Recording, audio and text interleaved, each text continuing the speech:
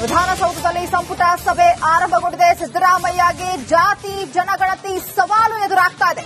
ಕಾಂಗ್ರೆಸ್ನಲ್ಲಿ ಮನೆಯೊಂದು ಮೂರು ಬಾಗಿಲು ಅನ್ನುವಂತಹ ಪರಿಸ್ಥಿತಿ ನಿರ್ಮಾಣ ಆಗಿದೆ. ಅಹಿಂದ್ ಓಲೈಕೆಗೆ ಈಗ ಒಂದು ಕಡೆ ಪ್ರಯತ್ನಗಳು ನಡೀತಾ ಇದ್ರೆ, ಜಾತಿ ಜನಗಣತಿ ವಿರುದ್ಧ ಸಚಿವರಿಂದಲೇ ಬೇಸರ ಕೂಡ ವ್ಯಕ್ತವಾಗ್ತಾ ಇದೆ. ಸಂಪುಟ ಸಭೆಯಲ್ಲೇ ಸಚಿವರ ಮಧ್ಯೆ ವಾಕ್ ಸಮರ ಏನಾದ್ರೂ ಆಗುತ್ತಾ ಅನ್ನುವಂತಹ ಪ್ರಶ್ನೆ ಕೂಡ ಎದುರಾಗ್ತಾ ಇದೆ. ಕುತೂಹಲ ಕೆರಳಿಸ್ತಾ ಇದೆ ಸಚಿವರ ಸಂಪುಟ ಸಭೆ. ಯಾಕಂದ್ರೆ ಜಾತಿ ಜನಗಣತಿ ವಿಚಾರಕ್ಕೆ ಸಂಬಂಧಪಟ್ಟಂತೆ ಕಾಂಗ್ರೆಸ್ನಲ್ಲೇ ಒಂದು ರೀತಿಯ ಒಗ್ಗಟ್ಟಿಲ್ಲ. ಸಾಕಷ್ಟು ಮಂದಿ ಇದಕ್ಕೆ ವಿರೋಧವನ್ನು ವ್ಯಕ್ತಪಡಿಸ್ತಾ ಇದ್ದಾರೆ. ಜಾತಿ ಜನಗಣತಿ ವರದಿ ಪರ ವಿರೋಧದ ಭಾರಿ ಚರ್ಚೆ ಆಗ್ತಾ ಇದೆ. ನೂರಾರು ಸಮುದಾಯಗಳಿದೆ ರಾಜ್ಯದಲ್ಲಿ. ಸಮುದಾಯದವರು ಎಷ್ಟಿದ್ದಾರೆ ಅಂತ ಹಿಂದೆ ಯಾರಾದ್ರೂ ಸರ್ವೆ ಮಾಡಿದ್ರಾ? ನಮ್ಮ ಸಮುದಾಯದವರು ಸರ್ವೆ ಮಾಡಿರ್ಲಿಲ್ಲ. ಯಾವ ಸಮುದಾಯದವರು ಸರ್ವೆ ಮಾಡಿರ್ಲಿಲ್ಲ. ನಿಖರವಾಗಿ ಯಾರಿಗೂ ಗೊತ್ತಿಲ್ಲ. ಅಂದಾಜ್ ಮೇಲೆ ಎಲ್ಲರೂ ನಮ್ದು 25 ಲಕ್ಷ 50 ಲಕ್ಷ 1 ಕೋಟಿ 1.5 ಕೋಟಿ ಅಂತ ಹೇಳ್ತಾರೆ ಅಲ್ವಾ? ಇದಕ್ಕೆ ಮುಂಚೆ ಸರ್ವೆ ಮಾಡಿದ್ರೆ ನಮಗೆ ಗೊತ್ತಿರೋದು. ಇದಕ್ಕೆ ಮುಂಚೆ ಮಾಡದೇ ಇರೋದ್ರಿಂದ ಆದ್ರೆ ಈಗ ವಿತ್ ಡಾಕ್ಯುಮೆಂಟ್ ಸಮೇತ ನಮ್ಮ ಸಮುದಾಯ ಇಷ್ಟಿದೆ ಅಂತ ಸರ್ಕಾರ ಕೊಟ್ರೆ ಸರ್ಕಾರ ಅದನ್ನ ಪರಿಗಣಿಸುತ್ತೆ. ಶನಿವಾರ ಮೀಟಿಂಗ್ ಕರೆದಿದ್ದೀನಿ. ಜಾತಿ ಜನಗಣತಿ ವರದಿ ವಿಚಾರಕ್ಕೆ ಸಂಬಂಧಪಟ್ಟಂತೆ ವಿಶೇಷವಾಗಿ ಕರೆದಿರುವಂತಹ ಕ್ಯಾಬಿನೆಟ್ ಮೀಟಿಂಗ್ ಅಲ್ಲಿ ಯಾವ ರೀತಿಯಾದ ಪರಿಸ್ಥಿತಿ ನಿರ್ಮಾಣ ಆಗುತ್ತೆ ಅನ್ನುವಂತಹ ಚರ್ಚೆ ಈಗ ವ್ಯಕ್ತವಾಗ್ತಾ ಇರುವಂತದ್ದು. ಯಾಕಂದ್ರೆ ಕಾಂಗ್ರೆಸ್ನಲ್ಲಿ ಒಂದು ರೀತಿಯ ಒಗ್ಗಟ್ಟಿಲ್ಲ. ಜಾತಿ ಜನಗಣತಿ ಜಾರಿ ವಿಚಾರಕ್ಕೆ ಸಂಬಂಧಪಟ್ಟಂತೆ ಸಾಕಷ್ಟು ಮಂದಿ ಇದಕ್ಕೆ ವಿರೋಧವನ್ನ ವ್ಯಕ್ತಪಡಿಸ್ತಾ ಇದ್ದಾರೆ. ಒಕ್ಕಲಿಗ ಇರಬಹುದು, ಲಿಂಗಾಯತ ಇರಬಹುದು, ಅಥವಾ ಬೇರೆ ಜಾತಿಯವರು ಇದಕ್ಕೆ ವಿರೋಧವನ್ನ ವ್ಯಕ್ತಪಡಿಸ್ತಾ ಇದ್ದಾರೆ. ಆ ಸಮುದಾಯಕ್ಕೆ ಸೇರಿದಂತಹ ಸಚಿವರುಗಳು ಕೂಡ ಇದಕ್ಕೆ ಸಾಕಷ್ಟು ಮಂದಿ ಇದಕ್ಕೆ ವಿರೋಧವನ್ನು ವ್ಯಕ್ತಪಡಿಸ್ತಾ ಇರುವಂತದ್ದು. ಅದರ ಮಧ್ಯೆ ಈಗ ಸಿದ್ದರಾಮಯ್ಯ ಅವರ ಮನವೊಲಿಸುವಂತಹ ಪ್ರಯತ್ನ ಏನಾದ್ರೂ ಮಾಡ್ತಾರಾ, ಅಥವಾ ಸಚಿವರುಗಳು ಅಥವಾ ಶಾಸಕರು ಯಾವ ರೀತಿಯಾಗಿ ರಿಯಾಕ್ಟ್ ಮಾಡ್ತಾರೆ ಅನ್ನುವಂತಹ ಒಂದು ಕುತೂಹಲಕಾರಿ ಈ ಒಂದು ಸಂಪುಟ ಸಭೆ ಸಾಕಷ್ಟು ಮಹತ್ವವನ್ನು ಪಡೆದುಕೊಳ್ತಾ ಇರುವಂತದ್ದು. ಜಾತಿ ಗಣತಿ ವರದಿ ಪರ ವಿರೋಧದ ಭಾರಿ ಚರ್ಚೆ ನಡೀತಾ ಇದೆ. ಈಗ ಪ್ರಾರಂಭ ಆಗ್ತಾ ಇರುವಂತದ್ದು. ಎಲ್ಲಾ ಸಚಿವರುಗಳು ಶಾಸಕರು ಕೂಡ ಈ ಒಂದು ಜಾತಿ ಜನಗಣತಿ ವಿಚಾರಕ್ಕೆ ಕ್ಯಾಬಿನೆಟ್ ಮೀಟಿಂಗ್ ಅಲ್ಲಿ ಎಲ್ಲರೂ ಕೂಡ ಭಾಗಿಯಾಗ್ತಾ ಇದ್ದಾರೆ. ಜೋರು ಸಂಘರ್ಷದ ನಡುವೆ ಮಹತ್ವದ ಕ್ಯಾಬಿನೆಟ್ ಮೀಟಿಂಗ್ ಇದು. ಜಾತಿ ಗಣತಿ ವರದಿ ಬಗ್ಗೆ ಚರ್ಚೆಗೆ ವಿಶೇಷ ಸಂಪುಟ ಸಭೆಯನ್ನ ಕರೆಯಲಾಗಿರುವಂತದ್ದು. ಜಾತಿ ಜನಗಣತಿ ವಿಚಾರಕ್ಕೆ ಸಂಬಂಧಪಟ್ಟಂತೆ ಕಾಂಗ್ರೆಸ್ ಸದ್ಯಕ್ಕೆ ಒಡೆದ ಮನೆಯಾಗಿದೆಯಾ ಅನ್ನೋ ಅನುಮಾನ. ಪ್ರಬಲ ಸಮುದಾಯದ ಸಚಿವರುಗಳೇ ಪ್ರತ್ಯೇಕವಾಗಿ ಸಮೀಕ್ಷೆ ನಡೆಸೋ ಬಗ್ಗೆ ಬಹಿರಂಗವಾಗಿ ಮಾತನಾಡಿಬಿಟ್ಟಿದ್ದಾರೆ. ಇತ್ತ ಡಿಸಿಎಂ ಡಿಕೆ ಶಿವಕುಮಾರ್ ಅವರು ಒಕ್ಕಲಿಗ ಸಮುದಾಯದ ಮುಖಂಡರ ಜೊತೆಯಲ್ಲೂ ಸಭೆಯನ್ನ ನಡೆಸಿದ್ದಾರೆ. ಹೀಗಾಗಿ ಇವತ್ತಿನ ಸಭೆಯಲ್ಲಿ ಒಮ್ಮತ ಮೂಡಲಿಕ್ಕೆ ಸಾಧ್ಯವಾಗುತ್ತಾ ಅನ್ನೋ ಅನುಮಾನದ ಜೊತೆಗೆ ಏನಾಗುತ್ತೆ ಮುಂದಿನ ಭವಿಷ್ಯ ಜಾತಿ ಜನಗಣತಿಯದ್ದು ಅನ್ನೋ ಸಹಜ ಕುತೂಹಲ. ಮತ್ತಷ್ಟು ಡೀಟೇಲ್ಸ್ ನೊಂದಿಗೆ ನಮ್ಮ ಪೊಲಿಟಿಕಲ್ ಬ್ಯೂರೋ ಹೆಡ್ ವಿಜಯ್ ನೇರ ಸಂಪರ್ಕದಲ್ಲಿದ್ದಾರೆ. ವಿಜಯ್, ಅತ್ಯಂತ ಮಹತ್ವಪೂರ್ಣವಾದ ಸಂಪುಟ ಸಭೆ ಇದೀಗ ಆರಂಭ ಆಗಿದೆ. ಏನಾಗಬಹುದು ಅನ್ನೋ ಲೆಕ್ಕಾಚಾರ ರಾಜಕೀಯ ಪಡಸಾಲೆಯಲ್ಲಿ ಸದ್ಯಕ್ಕೆ ನಡೀತಾ ಇದೆ.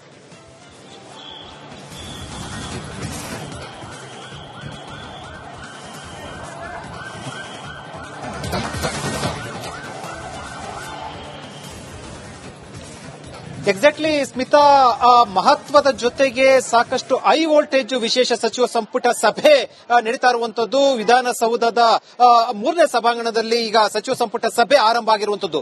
ಒಂದೇ ಒಂದು ವಿಚಾರ, ಜಾತಿ ಜನಗಣತಿಯ ವರದಿ ವಿಚಾರ ಸಂಬಂಧಪಟ್ಟಂತೆ ಸಾಕಷ್ಟು ಪರ ವಿರೋಧ ಜಾಸ್ತಿ ಆಗ್ತದ ಬೆನ್ನಲ್ಲೇ ಕೂಡ ಈಗ ಅದಕ್ಕಾಗಿ ವಿಶೇಷ ಸಚಿವ ಸಂಪುಟ ಸಭೆ ಆರಂಭ ಆಗಿರುವಂತದ್ದು. ಎಲ್ಲಾ ಸಚಿವರುಗಳು ಕೂಡ ಇಲ್ಲಿ ಒಂದು ಗಮನಿಸಬೇಕಾಗಿರುವಂತದ್ದು, ಯಾಕೆ ಹೈ ವೋಲ್ಟೇಜ್ ಅಂದ್ರೆ ಸ್ಮಿತಾ, ವಿರೋಧ ವ್ಯಕ್ತಪಡಿಸ್ತಾ ಇರುವಂತದ್ದು ಒಕ್ಕಲಿಗ ಮತ್ತು ಲಿಂಗಾಯತ ಸಚಿವರು ವಿರೋಧ ವ್ಯಕ್ತಪಡಿಸಿದ ಬೆನ್ನಲ್ಲೇ ಕೂಡ ಪರವಾಗಿ ಕೂಡ ಇರುವಂತವರು ಕೂಡ ಹೆಚ್ಚಿರುವಂತದ್ದು. ಈ ಹಿನ್ನೆಲೆಯಲ್ಲಿ ಯಾರು ವಿರೋಧ ವ್ಯಕ್ತಪಡಿಸ್ತಾರೆ ಅಷ್ಟಕ್ಕೆ ಅದಕ್ಕಿಂತ ಜೋರಾಗಿ ಕೂಡ ಪರವಾಗಿ ಕೂಡ ಸಾಕಷ್ಟು ಕೂಡ ಜೋರಾಗಿ ಮಾತಾಡುವಂತ ಸಚಿವರು ಇರುವಂತದ್ದು. ಈ ಹಿನ್ನೆಲೆಯಲ್ಲಿ ಸಚಿವ ಸಂಪುಟ ಸಭೆ ಸಾಕಷ್ಟು ಹೈ ವೋಲ್ಟೇಜ್ ಆಗಿ ಪರಿಣಮಿಸಿರುವಂತದ್ದು. ಮತ್ತು ಒಕ್ಕಲಿಗ ಮತ್ತು ಲಿಂಗಾಯತ ಸಮುದಾಯದ ಬಹಿರಂಗವಾಗಿ ಸಮುದಾಯವಾರು ಸ್ವಾಮೀಜಿ ಮತ್ತು ಆ ಸಮುದಾಯದ ಸಂಘ ಬಹಿರಂಗವಾಗಿ ಅಪೋಸ್ ಮಾಡಿರುವಂತ ಹಿನ್ನೆಲೆಯಲ್ಲಿ ಅದೆಷ್ಟರ ಮಟ್ಟಿಗೆ ಅಂತಂದ್ರೆ ಸರ್ಕಾರ ಬಿದ್ದೋಗುತ್ತೆ ಅನ್ನುವ ಎಚ್ಚರಿಕೆಯನ್ನು ಶಾಮನೂರು ಶಿವಶಂಕರಪ್ಪ ಕೊಟ್ಟಿರುವಂತದ್ದು. ಈ ಹಿನ್ನೆಲೆಯಲ್ಲಿ ಈಗ ಅನಿವಾರ್ಯವಾಗಿ ಆಯಾ ಸಮುದಾಯದ ಸಚಿವರು ಇದಕ್ಕೆ ವಿರೋಧ ವ್ಯಕ್ತಪಡಿಸ್ತಾರೆ. ಪ್ರಶ್ನೆ ಬಂದಿರುವಂತದ್ದು, ಪರವಾಗಿ ಈಗ SC/ST ಸಮುದಾಯದ ಸಚಿವರು ಸುಮ್ಮನೆ ಇರ್ತಾರ? ಖಂಡಿತವಾಗ್ಲೂ ಸುಮ್ಮನೆ ಇರೋದಿಲ್ಲ. ವರದಿ ಜಾರಿ ಆಗ್ಲೇಬೇಕಂತ ಕೂಡ ಅವರು ಕೂಡ ಪಟ್ಟ ನೀಡ್ತಾರೆ.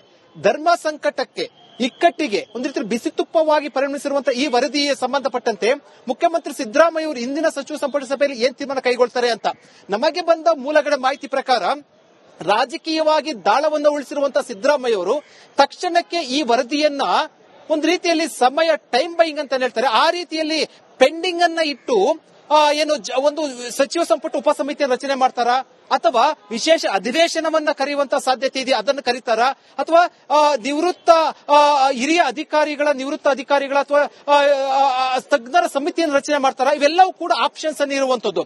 ಅದು ಸಚಿವರು ಏನೇನು ಅಭಿಪ್ರಾಯ ಎಷ್ಟರ ಮಟ್ಟಿಗೆ ಅಭಿಪ್ರಾಯ ವ್ಯಕ್ತಪಡಿಸ್ತಾರೆ ಅದರ ಆಧಾರದ ಮೇಲೆ ಮುಖ್ಯಮಂತ್ರಿ ಸಿದ್ದರಾಮಯ್ಯ ಅವರು ಇಂದು ಸಚಿವ ಸಂಪುಟ ಸಭೆಯಲ್ಲಿ ಮಹತ್ವದ ತೀರ್ಮಾನ ತೆಗೆದುಕೊಳ್ಳುವಂತಹ ಸಾಧ್ಯತೆ ಇರುವಂತದ್ದು. ಅದು ಒಂದೊಂದು ಬಹಳ ಸ್ಪಷ್ಟ. ವರದಿ ಜಾರಿಯಾದ್ರೆ ಬಹಿರಂಗವಾಗಿ ಸಮುದಾಯವಾರು ಒಕ್ಕಲಿಗ ಮತ್ತು ಲಿಂಗಾಯತರು ಬೀದಿಗಿಳಿದು ಹೋರಾಟ ಮಾಡ್ತಾರೆ. ಜಾರಿ ಆಗ್ಲಿಲ್ಲ ಅಂತಂದ್ರೆ SC/ST ಸಮುದಾಯದವರು ಕೂಡ ಹೋರಾಟ ಮಾಡ್ತಾರೆ. ಒಂದ್ ರೀತಿಯಲ್ಲಿ ಇಕ್ಕಟ್ಟಿಗೆ ಸಿಲುಕಿರುವಂತದ್ದು. ಇದನ್ನು ಹೇಗೆ ಬಗೆಹರಿಸ್ತಾರೆ ಅನ್ನೋದನ್ನ ಕಾದ್ ನೋಡ್ಬೇಕಾಗಿದೆ. ಸ್ಮಿತಾ, ಒಂದು ರೀತಿಯಲ್ಲಿ ಅತ್ತ ದರಿ ಇತ್ತ ಪುಲಿ ರೀತಿಯಲ್ಲಿ ಆಗಿರುವಂತದ್ದು ಸರ್ಕಾರದ ಪರಿಸ್ಥಿತಿ. ಜಾರಿ ಮಾಡಿದ್ರೆ ಒಂದು ಸಂಕಷ್ಟ, ಜಾರಿ ಮಾಡಿಲ್ಲ ಅಂದ್ರೆ ಒಂದು ಸಂಕಷ್ಟ. ಅಂದ್ರೆ ರಾಜಕೀಯವಾಗಿ ಮುಖ್ಯಮಂತ್ರಿ ಸಿದ್ದರಾಮಯ್ಯ ಅವರು ಒಂದು ದಾಳವನ್ನು ಉಳಿಸಿರುವಂತದ್ದು. ಅದು ಈಗ ಸಚಿವ ಸಂಪುಟ ಸಭೆಯ ಬಳಿಕ ಏನ್ ತೀರ್ಮಾನ ಕೈಗೊಳ್ತಾರೆ ಅನ್ನೋದು ಸಾಕಷ್ಟು ಕುತೂಹಲದ ಜೊತೆಗೆ ಇಡೀ ರಾಜ್ಯದ ಜನ ಎದುರು ನೋಡ್ತಾ ಇರುವಂತದ್ದು. ಸ್ಮಿತಾ, ಅದರಲ್ಲೂ ಬಹಳ ಪ್ರಮುಖವಾಗಿ DK ಶಿವಕುಮಾರ್ ಅವರ ನಿಲುವು ಏನಾಗಿರುತ್ತೆ ಇವತ್ತಿನ ಸಚಿವ ಸಂಪುಟ ಸಭೆಯಲ್ಲಿ ಅನ್ನೋದು ಕುತೂಹಲ ವಿಜಯ್. ಯಾಕಂದ್ರೆ ಒಕ್ಕಲಿಗ ಸಮುದಾಯದ ಮುಖಂಡರ ಜೊತೆಯಲ್ಲಿ ಪ್ರತ್ಯೇಕವಾಗಿ ಸಭೆ ನಡೆಸಿದ್ದಾರೆ. ಬಹಿರಂಗವಾಗಿ ಎಲ್ಲೂ ಕೂಡ ಏನು ಹೇಳಿಕೆ ನೀಡಿಲ್ಲ ಈವರೆಗೂ ಈ ವರದಿ ಸಂಪುಟದ ಮುಂದೆ ಬಂದ ನಂತರದಲ್ಲಿ. ಹೀಗಾಗಿ ಇವತ್ತಿನ ಸಭೆಯಲ್ಲಿ DK ಶಿವಕುಮಾರ್ ಅವರ ನಿಲುವು ಏನಾಗಿರಬಹುದು ಅನ್ನೋ ಕುತೂಹಲ.